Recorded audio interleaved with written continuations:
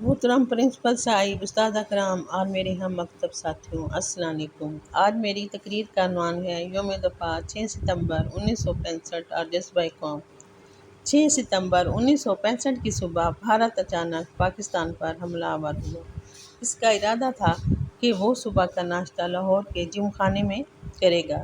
مسلمانوں کے ہاتھوں بار بار رسوا ہونے کے باوجود ہندو قوم کو ہوش نہیں آیا کہ جس قوم سے وہ ٹکرا رہے ہیں وہ کر تو سکتی ہے، جھک نہیں سکتی۔ اس جنگ میں فوج نے تو اپنا کردار ادا کیا ہی، جس کی مثال تاریخ عالم میں ڈھونڈنے سے نہیں ملتی، لیکن پاکستانی قوم کا کردار بھی اپنی مثال آپ ہے۔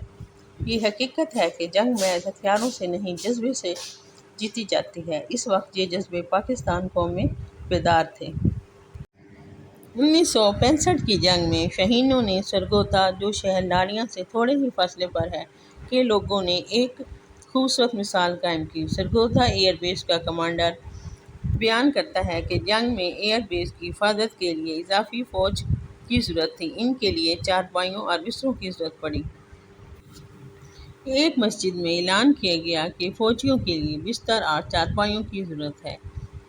میں نے دیکھا کہ 1 گھنٹے میں پی اے ایف انسانوں اور گاڑیوں سے بھر چکا تھا۔ ہر ایک کے پاس بالکل نئے بستریں اور چارپائیاں تھیں۔ مجھے اس کی بالکل توقع نہیں تھی۔ ہم نے ضرورت کے مطابق بستر اور چارپائیاں لے لی اور باقی لوگوں کو واپس لے جانے کے لیے کہا تو وہ غصے سے چارپائیاں اور بستر پھینک کر چلے گئے اور بولے، اگر ہم نہیں لیتے تو ہم ان کو واپس نہیں لے جائیں گے۔ ان کا یہ جذبہ اور خلوص دیکھ کر میری آنکھوں میں آنسو آ گئے اور میں نے دل میں کہا کہ اس قوم کے لوگوں میں ایسا جذبہ ہے کہ دنیا کی کوئی قوم بھی انہیں شکست نہیں دے سکتی۔ جب فوجیوں کے لیے خون کی ضرورت پڑی تو بھی پاکستانیوں نے ایک عجیب و غریب مثال قائم کی۔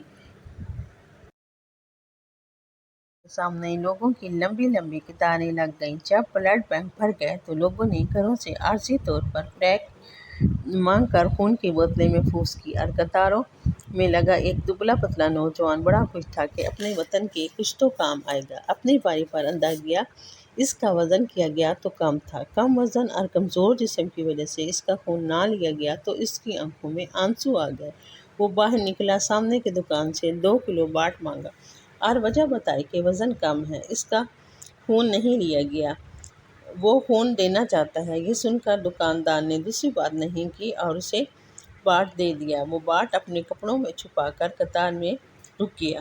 اب وزن پورا نکلا۔ اس کی رش کی وجہ سے کسی نے یہ دھیان نہیں دیا کہ یہ وہی نوجوان ہے۔ نوجوان باہر نکلا اور دکاندار کو شکریہ کے ساتھ باٹ واپس کیا اور چلا گیا۔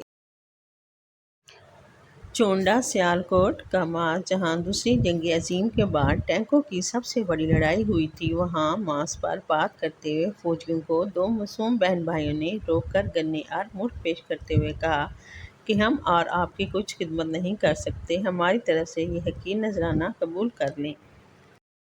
بریگیڈیئر نے جب ان کا یہ جذبہ دیکھا تو اس کی آنکھوں میں مسرت کے آنسو اور ہونٹوں پر مسکراہٹ آ گئی۔ وہ اپنی گاڑی سے نیچے اترا اور ان بچوں کو پیار کرتے ہوئے کہا، میرے بچوں، ان چیزوں کی ضرورت نہیں ہے، ہمیں تمہاری معصوم دعاؤں کی ضرورت ہے تاکہ ہم دشمنوں کو ناک و چنے چبا کر تمہاری معصومیت کی حفاظت کر سکیں۔